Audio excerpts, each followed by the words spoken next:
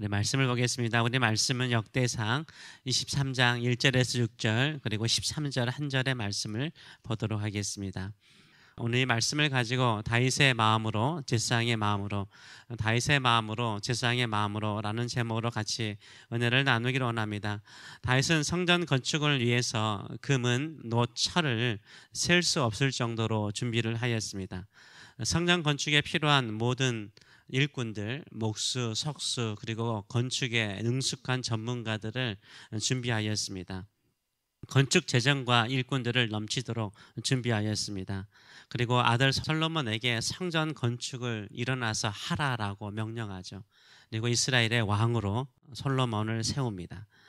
또한 성전 건축의 모든 것을 다 다윗이 준비한 것뿐만 아니라 성전 운영에 대한 조직도 다윗이 세웁니다. 성전 봉사자인 네 지파 사람들을 아주 체계적으로 준비해서 하나님을 섬기는 일에 흠이 없도록 만드는 것을 볼 수 있습니다. 다윗은 하나님을 예배하는 일에 철저하였어요.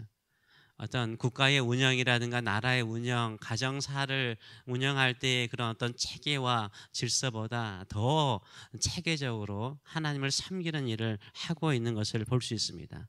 하나님께서 다윗이 성전을 건축하고자 하는 그 마음을 받지 않으시고 아들이 할 것이라 라고 이야기를 했잖아요.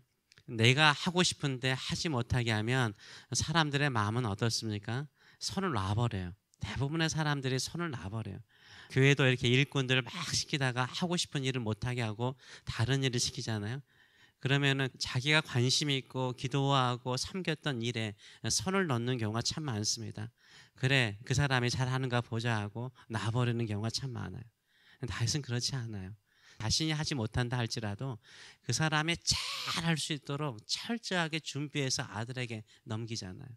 이게 다윗의 아름다운 마음이에요. 다윗의 첫 번째 마음은 내가 못하기 때문에 그냥 놔버리는 인생이 아니라 다른 사람이 하더라도 풍성하게 능력 있게 하도록요 다 밑바닥에 준비를 해줘요. 이게 다윗을 섬기는 마음입니다.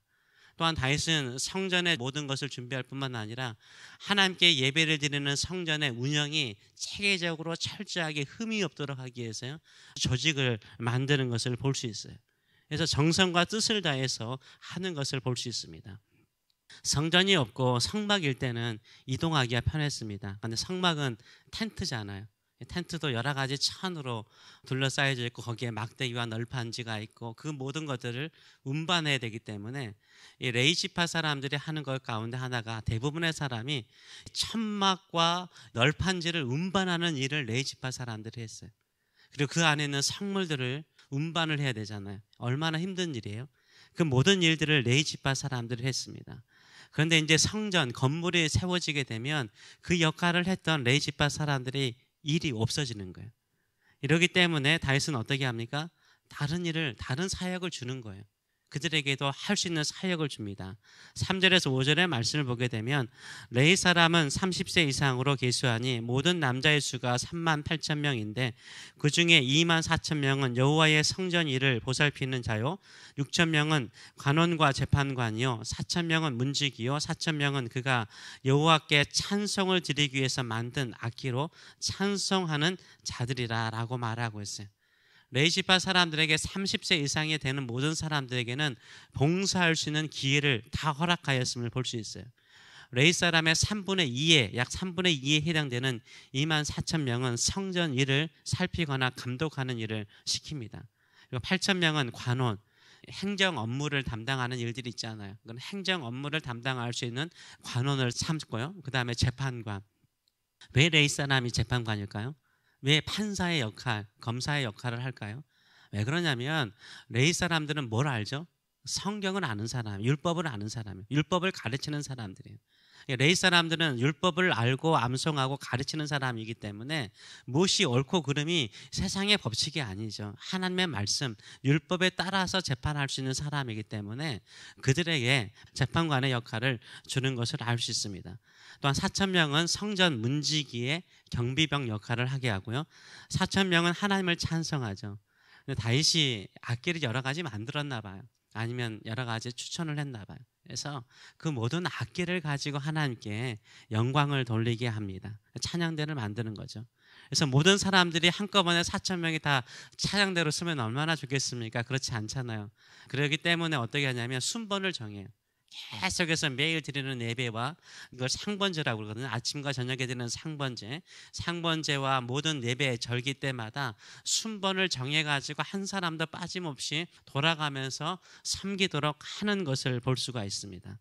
교회를 섬기더라도요, 봉사의 일을 하더라도요, 철저하게 하시는 저와 여러분 되시길 축원합니다. 시간 되는 대로 적당히 하는 것은 좋은 것 아니에요. 교회 안에서 들리는 말 가운데 그냥 은혜로 합시다 이런 말을 하더라고요. 이게 좋은 말 아니더라고요. 은혜로 합시다, 하나님의 도우심을 구하면서 합시다, 이런 의미인 줄 알았더니 그런 의미도 있는데 많은 사람들이요, 좀 대충 해도 그냥 넘어가면 되죠, 이런 말, 자기의 게으름이라든가 부족함을 변명하는 말로 가는 경우를 들을 때가 많습니다. 이건 옳지 않은 거예요. 가정사보다, 나라 일보다 더 철저하게 준비하고 행해야 되는 것은 뭘까요? 주님을 섬기는 일인 줄 믿습니다. 그런 마음을 가지고 교회를 섬겨 나가시는 저와 여러분 되시길 축원합니다. 그리고 레위 지파 사람들의 족보가 나오고 그 중에 한 사람을 보기로 원하는데 아론과 그의 후손들을 대제사장으로 삼았습니다. 대제사장으로 삼았는데 그들의 역할에 대해서 13절은 이렇게 정리를 합니다. 13절의 말씀을 보게 되면 아므람의 아들들은 아론과 모세니 아론은 그 자손들과 함께 구별되어 몸을 성결하게 하여 영원토록 심히 거룩한 자가 되어 하나님 앞에 분향하고 섬기며 영원토록 그 이름으로 축복하게 되었느니라 라고 말을 하고 있습니다. 이 아론, 대제사장으로 제사장으로 부름을 받은 아론과 그의 후손들에 대해서 뭐라고 말합니까? 첫째는 구별되었다라고 말을 하고 있어요. 몸을 성결하게 하고 영원히 심히 거룩한 자가 되었다라고 말을 하고 있습니다. 구별됨을 이야기하는 거죠. 몸도 구별되고 삶의 영역도 구별되죠. 그들은 성전에서 섬기는 사람들이잖아요. 우리 모두는 신약시대는 다 만인이 제사장들입니다. 그럴지라도 구별된 삶을 살 필요가 있습니다. 세상 사람들이 사는 똑같은 방식으로 우리는 살지 않잖아요. 세상 사람들과 똑같이 사는 사람이라면 제사장의 마음을 가지고 하나님을 섬기는 사람이 아니죠. 세상 사람들이 하지 않는 거, 세상 사람들이 하기를 원하지 않는 것, 그게 우리는 하나님께 시간을 구별해서 또 장소를 구별해서 하나님께 와서 예배하고 찬양하고 기도하는 것인 줄 믿습니다. 이게 심히 거룩한 거예요. 하나님의 일을 하는 것이 심히 거룩한 거예요. 하나님께서 정하신 일을 하는 것이 심히 거룩한 구별된 삶인 줄 믿습니다. 두 번째로는 이들이 하는 것 가운데 제사장들이 제사를 드리는 여러 가지 많은 일을 하거든요. 근데 13절에서는 두 가지를 강조합니다. 하나는 뭡니까? 분향하는 거. 향을 피워서 하나님께 분향하는 거. 여러분도 알다시피 성전에는 지성소가 있고 성소가 있습니다. 근데 지성소에는 하나님의 법궤가 있고 성소와 지성소를 구별하는 휘장이 있죠. 이 법궤 바로 앞에 뭐가 있냐면 분향단이 있어요. 향을 피우게 되어 있습니다. 이 분향단을 항상 꺼지지 않도록 해야 했습니다. 여러분도 알다시피 향기는 뭡니까? 기도죠. 성도의 기도예요. 성도의 기도를 상징하는 거잖아요. 하나님의 나라를 위해서, 선교를 위해서요, 또 성도를 위해서, 환우들을 위해서, 또 자녀들을 위해서, 교회를 위해서요, 기도하는 것은 꺼지지 않아야 돼요. 그만큼 거룩한 일인 줄 믿습니다. 우리가 새벽을 깨우며 나올 때마다 내가 심히 구별된 자로서 하나님께 기도의 향기가 꺼지지 않도록 하는 거룩한 사람이라는 마음을 가지고 기도하시는 저와 여러분 되시길 축원합니다. 세 번째로는 뭐가 나옵니까? 하나님의 이름으로 축복하는 자가 되었다라고 말을 해요. 하나님의 이름으로 축복하는 사람이에요. 그래서 우리 제사장의 축복이 있지 않습니까? 민수기 6장에 나와 있는 거. 하나님께서 명령하셨어요. 예배하러 오는 사람, 제사하러 오는 사람 만나면 제사장이 해야 될 역할 가운데 하나는 여호와의 이름으로 축복하는 거예요. 축복하면 하나님께서 축복하시겠다라고 약속하셨습니다. 여호와는 내게 복을 주시고 너를 지키시기를 원하며 여호와는 그의 얼굴을 내게 비추어 은혜 베푸시기를 원하며 여호와는 그 얼굴을 내게로 향하여 드사 평강 주시기를 원하노라. 하나님이 너를 복 주시고 너를 지키시고 너에게 은혜를 베푸시고 너에게 평강 주시기를 원하노라. 이것이 축복이었어요. 이런 고난을 그들에게 주고 있는 것을 볼 수 있습니다. 우리도 마찬가지죠. 일상의 삶을 살면서 다른 사람에게 할 수 있는 것은 뭘까요?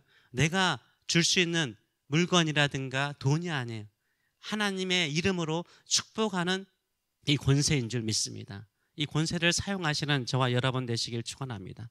기도할 때마다 일상의 삶 속에서 하나님이 이 사람에게 복을 주시고 이 사람을 지키시고 이 사람에게 은혜를 주시고 평강을 주시옵소서 기도하시는 저와 여러분 되시길 축원합니다. 새벽을 깨우는 특별한 시간을 우리가 가지고 있습니다. 심히 구별된 마음, 구별된 심령을 가지고 제사장의 마음을 가지고 주의 이름으로 축복하며 기도의 향기가 꺼지지 않도록 늘 기도하시는 저와 여러분 되시길 축원합니다. 하나님께 드리는 우리의 삶이 구별되어져서 허송세월하지 않고 하나님께 온전히 우리의 삶을 태워나가시는 저와 여러분 되시길 축원합니다. 기도하겠습니다. 살아계신 하나님 아버지 은혜를 감사드립니다. 다윗은 자신이 직접 성전을 짓지 못하기 때문에 모든 것을 내려놓는 것이 아니라 아들이 충분히 넉넉하게 할 수 있도록 철저하게 준비하였습니다.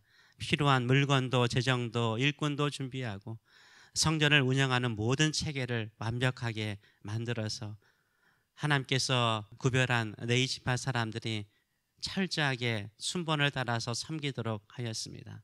하나님 우리의 삶도 그러기를 원합니다. 주님의 몸된 교회를 섬길 때 성도들을 섬길 때 대충 적당히 하는 우리의 삶이 아니기를 원합니다. 철저하게 정말로 다른 사람이 봐도 왜 저렇게 하나 할 정도로 섬기는 사람들 될 수 있도록 축복하여 주시옵소서. 하나님께서 아론과 그의 후손들을 구별하셨습니다. 하나님 수많은 성도들이 있습니다. 하나님의 백성들이 있습니다. 그런데 이렇게 새벽에 나와서 기도하는 사람 심히 구별된 사람들입니다. 심히 구별된 마음을 가지고 이 자리에 왔습니다. 주여 우리의 기도의 향기가 꺼지지 않게 하여 주셔서 늘 분향하는 심령을 가지고 기도할 때마다 주의 이름으로 축복할 때마다 주의 이름으로 간구할 때마다 주여 응답하여 주시고 역사하여 주시옵소서. 사용하여 주시옵소서. 더 능력 있게 쓰임받는 저희들의 삶들 되게 하여 주시옵소서. 감사드리며 예수님의 이름으로 기도하옵나이다. 아멘.